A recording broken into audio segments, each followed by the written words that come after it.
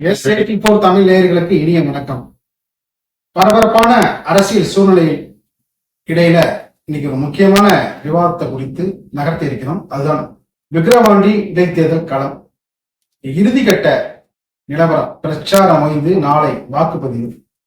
விக்கிரவாண்டி மட்டுமல்ல, நாடு முழுவதும் 6 மாநிலத்தில் நடைபெறுகின்ற இடைத்தேர்தல் குறித்தும் விக்கிரவாண்டியுடைய கள நிலவரம் குறித்தும் நம்முடைய உரையாட காத்துக் கொண்டிருக்கிறார் ஜனநாயக ஆர்வலர் திரு அறிவழகன் அவர்கள்.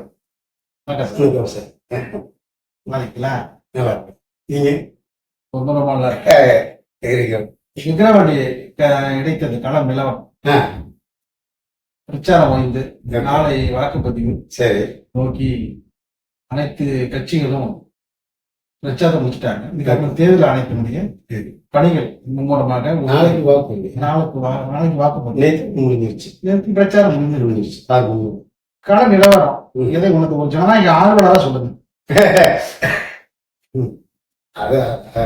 ஜனநாயக ஆர்வலர், சமூக ஆர்வலர், பொருளாதார நிபுணர், கல்வியாளர், பல ஆங்கிள் இருந்து அதை பார்த்தா நான் அதிரடியா ஒன்று சொல்லணும் அப்படின்னு வச்சீங்கன்னா, நீங்க கேட்டா இந்த பை எலெக்ஷன்ஸே வேஸ்ட்.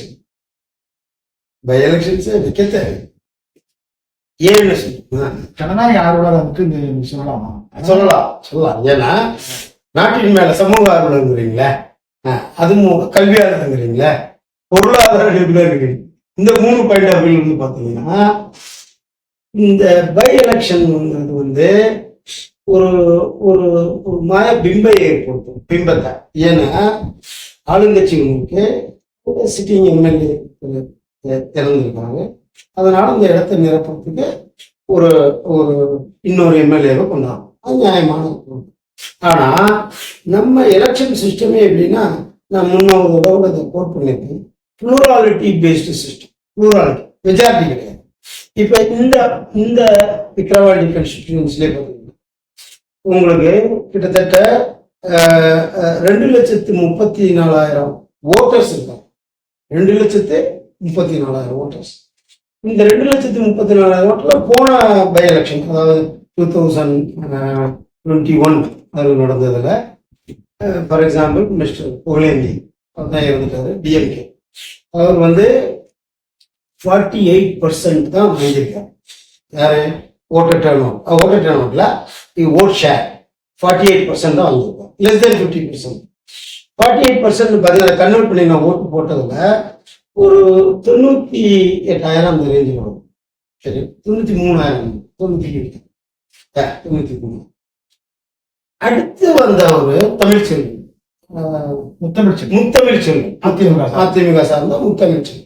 அவரு வந்து ஒரு அவங்க 93, ஒரு 84, 9,000 ஓட்டு தான் வித்தியாசமே.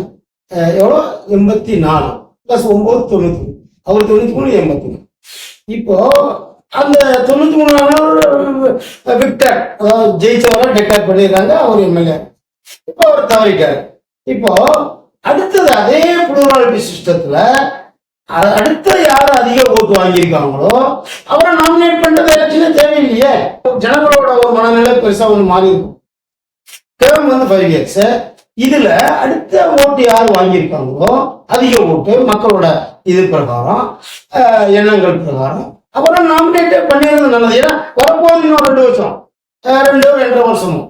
அப்ப இந்த 2 வருஷத்துல புதுசா ஒருத்தரை எலெக்ட் பண்ணி அவரு அசம்பிளிக்குள்ள போய் அது என்ன பண்ண முடியும், அந்த தொகுதிக்கு என்ன பண்ண முடியும், இதெல்லாம் பார்த்து இப்போ ஒரு ஜனநாயக முறைப்படி நீங்க சொல்றீங்க.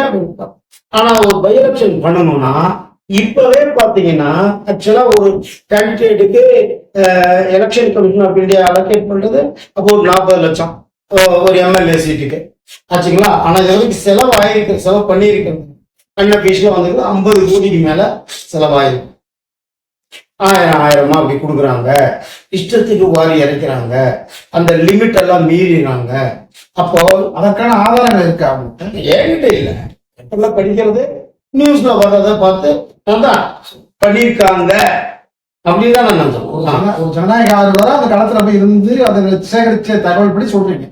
நான் போய் சேகரிக்கல, பார்த்தது, கேட்டது, படிச்சது, இது பிரகாரம் பேப்பர்ல ஒரு ரிலையபிள் நியூஸ் ஏஜென்சி, ரிலையபிள் பேப்பர்ஸ்ல வந்ததுன்னா அதுல ஓரளவு வித்தியாசமா இருக்கும். எப்படி பார்த்தாலுமே இப்ப அந்த லிமிட் ஆஃப் எக்ஸ்பென்சஸ் மீறி இஷ்டத்துக்கு எப்படியாவது வந்துடணும் அப்படின்னு சொல்லுவோம். அதுல ஒரே போட்டி போடாம இது இருக்கு. இப்ப இத்தனை எதுக்கு? அதுக்கு பதிலா என்னத்த பண்ண போறீங்க? திருப்பி அதே புளூராலிட்டியில யாரு அதிகம் வாங்கிருக்காங்களோ போட்டி போட்டோம். இப்ப இதுல வந்து இன்னும் கம்மி 3 பேர் தான் இருக்காங்க மெயின் பார்ட்டிஸ் அப்படின்னு சொல்லுவோம். டிஎம்கே, பாமக, நாம் தமிழர் கட்சி 3 பேர் தான் சுயேட்சையிலும் போட்டி இருக்காங்க லீடிங்ல. போட்டி மும்முனை போட்டி. இப்போ இதுல போட்டி போட்டியில யாருக்கு வந்து சாதம் கரெக்ட். அதுதான் நான் முன்ன சொன்னதுக்கு இந்த எக்ஸ்பென்சஸ் இந்த மாதிரியான ஒரு மிஷினரியை உள்ள தள்ளி அவங்க எல்லாம் இது பண்ணி செலவு பண்ணி ஆட்களோட அந்த உழைப்பு இது எல்லாமே வேஸ்டா போறதை விட சிம்பிளா நமக்குள்ளதானே ஜனநாயக முறைப்படி சொல்றீங்கல்ல, ஆட்சி 2 வருஷம் தான் ஆச்சு, அதுல ஏதோ தவறிட்டாரு, அப்புறம் வைக்கிறோம். அடுத்த இது வாங்கினவரை டெக்ளேர் பண்ணிட்டு போயிடலாம். ஜெனரலா சொல்றேன், எல்லா அசம்பிளி சீட்டுக்கும் இந்த மாதிரி சொல்றேன், இந்தியா ஃபுல்லா. சரி, அது தேர்தல் ஆணையத்துக்குரிய ஒரு முடிவு. அது நாம அதை சொல்றோம். இந்த மாதிரிலாம் ஒரு இது பண்ணா ஈஸியா போயிடும். ஜனநாயக கோரிக்கை பரிசீலிக்குமா என்பதை பொறுத்திருந்து பார்க்கலாம். ஓகே, நானும் எம்எல்ஏ. அப்போ இப்ப போட்டி போடுறோம் கேண்டிடேட்ஸ் 3 பாத்தீங்கன்னா யூஸ்வலாவே பை எலெக்ஷன் ஒரு சென்டிமெண்ட். திமுக பாமகங்கிற மாதிரி தேசிய ஜனநாயக கூட்டணி சார்பாக போட்டியிடும் பாமக வேட்பாளர் சி அன்புமணி, இந்தியா கூட்டணி சார்பாக போட்டியிடும் திமுக வேட்பாளர் அன்னியூர் சிவா. இப்படி காலம் மாறி இருக்கு. ஆமா, இப்ப மாறி இருக்கு. இப்படி மாறி அந்த அந்த மாறுதல் எதனால? கூட்டணி தேசிய ஜனநாயக கூட்டணிங்கிறது இந்த தேர்தல்ல முன்னேற்றோடும் இல்லாத அளவுக்கு இடைத்தேர்தல். ஈரோடு கிழக்கு அது ஒரு ஃபார்முலா, திருமணம் ஃபார்முலா, இதெல்லாம் மீறி இப்போ வந்து விக்கிரவாண்டி ஃபார்முலா அப்படிங்கிற நிலையை நோக்கி விக்கிரவாண்டி இடைத்தேர்தல் கிழமை வந்து மாறிட்டு இருக்காங்க. அப்படி ஒன்றும் தெரியல. ஒரு ஃபார்முலா, புதிய ஃபார்முலா இனிமே இப்ப இந்த ஃபார்முலா நாம சொல்லி அவங்க பண்ண போறோம், கேட்க போறோம். ஒவ்வொரு கட்சியும் இனோவேட்டிவா திங்க் பண்ணி என்ன புதுசா பண்ணி மக்களை கவருவோம் அல்லது ஓட்டு வாங்குவோம், அப்படிதான் பண்றாங்க. நீங்க சொன்ன அதனுடைய எஃபெக்ட் இருக்க வாய்ப்பு இருக்கு. ஃபார்முலான்னா அவங்க வந்து நேர்மையா நடந்தாலும் அது ஒரு ஃபார்முலா கரெக்ட். விக்கிரவாண்டி ஃபார்முலால யாருமே என்ன பண்ணுவாங்க, இருக்கலாம், இல்லாதையும் இருக்கலாம், நமக்கு அதே மாதிரி தெரியாது, நம்ம அந்த களத்துல போய் பார்க்கணும். பட் யாருமே அதை ஆணித்தரமா சொல்ல முடியாது, ஏன்னா யாருமே அதை ஓப்பனா பண்ண மாட்டாங்க. ஆனா ஒண்ணு நிச்சயம் என்னன்னா, இதை வரைக்கும் எந்த ஃபார்முலா சக்சஸ்ஃபுல்லா ஆயிருக்கோ, கை கொடுத்துருக்கோம், அந்த ஃபார்முலாவை தான் எல்லாருமே இருக்கும். கரெக்டா? அப்படி பாத்தீங்கன்னா திருமங்கலம் ஃபார்முலா வந்து கேஷ் ஃபார் ஓட்ஸ், அதுதான் ஃபார்முலான்னு பேப்பர் பல இதெல்லாம் வந்தது. ஈரோடு கிழக்கு தொகுதியில பாத்தீங்கன்னா இந்த detention of the masses of voters, அவங்களை கொண்டு ஒரு இடத்துல கன்ஃபைன்டு ஸ்பேஸ்ல வச்சுக்கிட்டு சாப்பாடு எல்லாம் கொடுத்து வெளில போக முடியாது, கரெக்டா எலெக்ஷன் அப்போ கொண்டு போற மாதிரி இதை நிறைய ரிப்போர்ட் பண்ணியிருக்காங்க, சொல்லியிருக்காங்க. ஆனா எலெக்ஷன் கமிஷன் என்ன சொல்லுது, எங்களுக்கு அப்படி ஒரு தகவலும் வரல, நாங்க அப்படி எதையும் பார்க்கல, இப்படி சொல்லிடுறாங்க. அதனால ஒரு விக்கிரவாண்டி தேர்தல் வந்து வேற விதமான பார்வை பாத்தீங்கன்னா, நீங்க சொன்ன 2 விஷயத்த இல்லாம இங்க வந்து அளவுக்கு அதிகமா வேட்டி பாத்தீங்கன்னா பரிசு பொருட்கள் அதெல்லாம் வந்து அதிகமா வந்து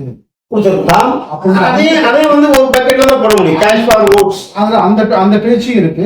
இது குறித்து வந்து பாமக அன்புமணியும் வந்து சொல்லியிருக்காரு. பாத்தீங்கன்னா வேறு விதமா வந்து வாக்காளர்களை வந்து கவலைப்பட்டாங்க விஷயங்களை வந்து முகாம் செஞ்சுட்டு வர்றாங்க. அதாவது 3 M's மாதிரி இப்ப ruling party, ministers, MLAs, MPs எல்லாரையும் போட்டு மிஷினரி இறக்கியிருக்காங்க. ஏன் அப்படின்னு பார்த்தா, ஒரு ஜென்ரலாகவே ஒரு பை எலெக்ஷன் பார்த்தீங்கன்னா ஆன்டி இன்கம்பன்சி ஃபேக்டர் அப்படின்னு வரும். ஆன்டி ரூலிங் கவர்மெண்ட்டுக்கு எதிர்த்த மாதிரியான குரல் அதிகமாக, ஏன்னா அவங்க அதை சரியா பண்ணல, இதை சொன்னாங்க அதை பண்ணல, அதை சொன்னாங்க இதை பண்ணல அப்படின்னு வரும். பட்டு பரவலா பார்த்தீங்கன்னா நல்லா பண்ணியிருக்கிற மாதிரி ஒரு இருக்கும். ஆனா இந்த தொகுதிக்கு என்ன பண்ணியிருக்காங்க, அப்புறம் ஒவ்வொரு தொகுதியுமே ஒரு ஒரு ஒரு கட்சியினோட ஒரு பெல்ட் அல்லது ஒரு ப்ரிஃபர்டு கன்ஸ்டிட்யூன்சி இவங்களுக்கு வெற்றி வாய்ப்பு அதிகம். அப்படி பார்த்தோம்னா இந்த தொகுதிக்கு வந்து ஜெனரலாகவே considered to be a 1 year constituency dominated. Also இந்த பாட்டாளி மக்கள் கட்சி அவங்களோட இந்த பாட்டாளி மக்கள் டாமினேட்டிங் இதுன்னு பேச்சு இருக்கு. ஓட் ஷேரும் அப்படிதான். இப்போ லாஸ்ட் இதுல பாத்தீங்கன்னா டிஎம்கேவோட கேண்டிடேட் வந்து அதான் புகழேந்தி 93,000 தான் வாங்கியிருக்காங்க. அடுத்தது 43%, அதாவது 89,000 வாங்கியிருக்காங்க, 84,000 வாங்கியிருக்காங்க அதிமுக. ஸோ இப்போ ஏடிஎம்கே போட்டி போடாததுனால அந்த மக்கள் அந்த வாக்குகள் வந்து யாருக்கு போகணும்னு சொல்லுவாங்க, டிஎம்கேக்கு தான் ஆப்வியஸா போகணும்.